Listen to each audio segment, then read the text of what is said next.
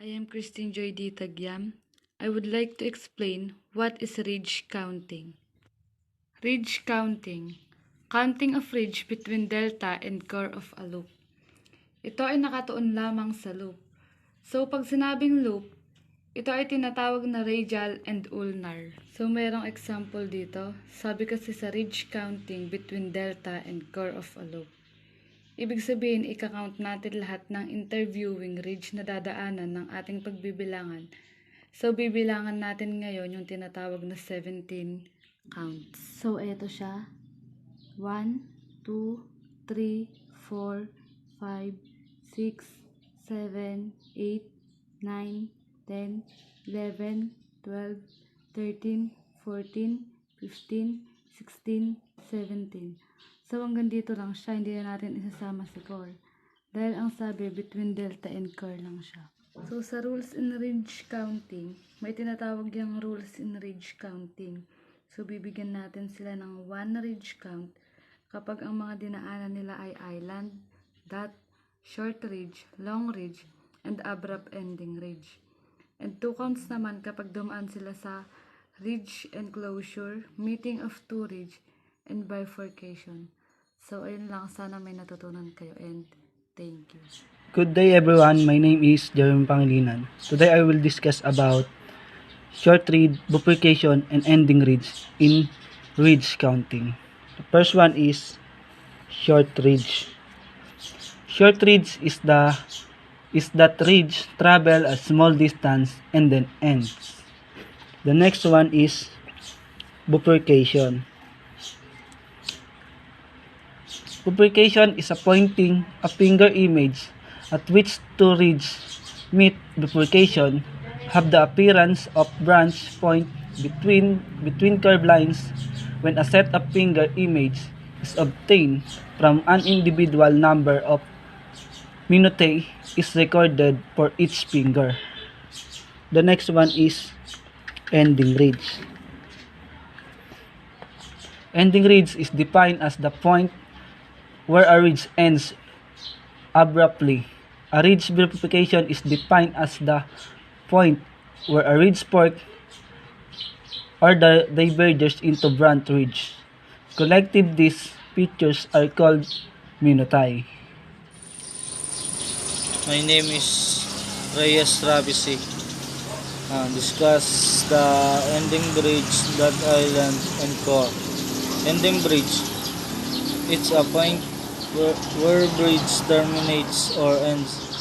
It is a line of bridge that abruptly ends in the pattern. That one bridge unit is the shortest of all island and the building block of the fiction bridge. Core. Forensically, a fingerprint core is defined as the innermost turning point where the fingerprint bridges from a loop, while the fingerprint delta is defined as the point where this bridge from a triangulating shape. Good day everyone, my name is Concepcion John Racy. Topic for today, the following are to be considered in world tracing. Number 1. World tracing will always start from left delta to right delta. 2. When the tracing ridge abruptly terminates, the next lower ridge should be the continuation. 3. If the tracing ridge bifurcates, the lower branch of bifurcation should be considered. 4. Trace from the farthest left delta to a point opposite the farthest delta when there are 3 or more deltas are present. 5. In tracing double loops or accidental whorls, when the tracing pass inside of the right delta. Stop at the nearest point to the right delta on the upward trend. If no upward trend is present, continue tracing until a point opposite the right delta or the delta itself is reached.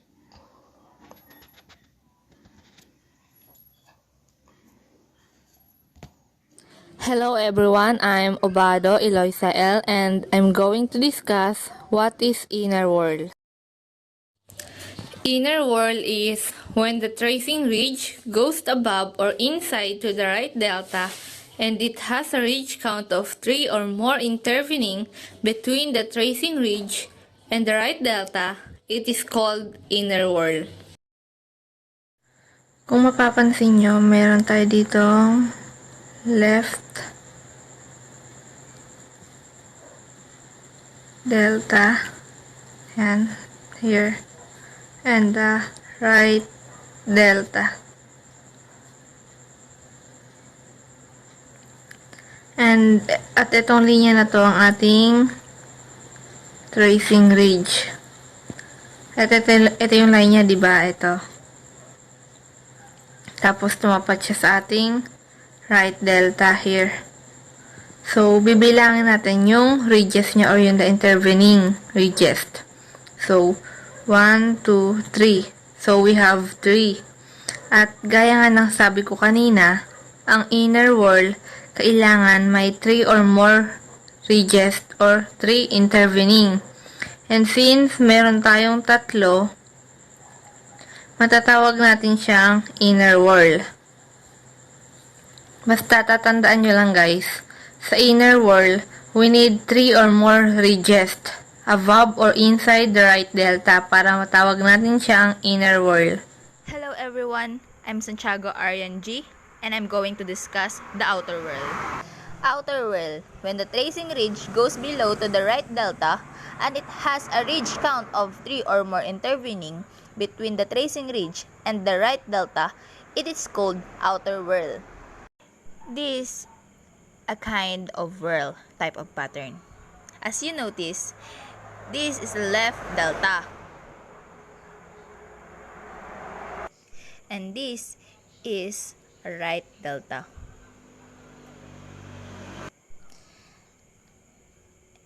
This bifurcation will become our tracing ridge. Nilagyan ko na ng palatandaan para mas makita natin kung ano yung susundan nating pattern. Para makita natin yung outer whirl. As I said, pag yung tracing ridge natin ay below at the right delta, at may bilang na 3 or higit pang intervening papunta sa right delta, ay matatawag natin itong outer whirl. At dito sa drawing na ito ay may 4 na intervening. So matatawag natin siyang outer whirl.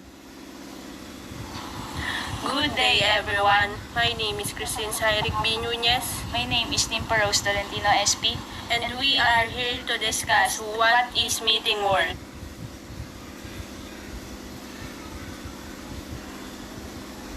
Tracing ridge goes about inside or goes below outside to the right, and it has a ridge count of less than 3 intervening between the tracing ridge and the right delta, or the tracing ridge directly connected to the right delta. It is called meeting wall. Example of meeting whirl. This is our right delta, and of course this is our left delta. Mag-uumpisa tayo ng whirl tracing from the left delta. This is our become tracing ridge. Ito siya, tracing ridge. Ito yung tracing ridge natin. Hihinto tayo sa tapat ni right delta. Ito si right delta. Ito yung tracing ridge natin. Huminto tayo dyan sa tapat niya. If we will try to count the ridge intervening between your tracing ridge and your right delta, kung mapapansin nyo, your tracing ridge goes above to your right delta. Inner wall sana siya. The problem is the ridges in the intervals in the tracing ridge and your right delta hindi umabot ng 3. Isa lang po itong nasa example natin, ito, yung ridges na to, isa lang yung andyan. Diba pagka tinawag natin inner, 3 yung hinihingi na ridges para matawag natin siyang inner wall. Dito sa example na to, isa lang yung ridges niya. Kaya, this is called meeting wall.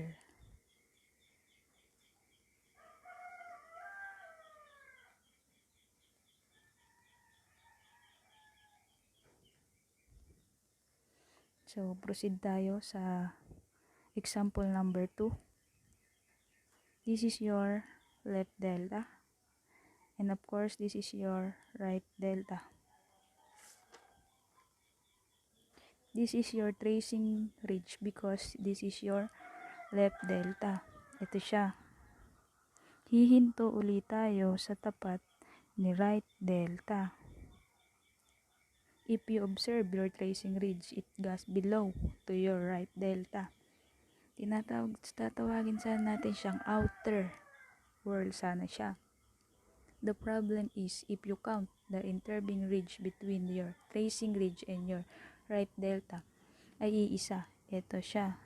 Ito yung right delta natin at ito yung tracing ridge. Ito yung ridge, iisa lang. This is called meeting wall.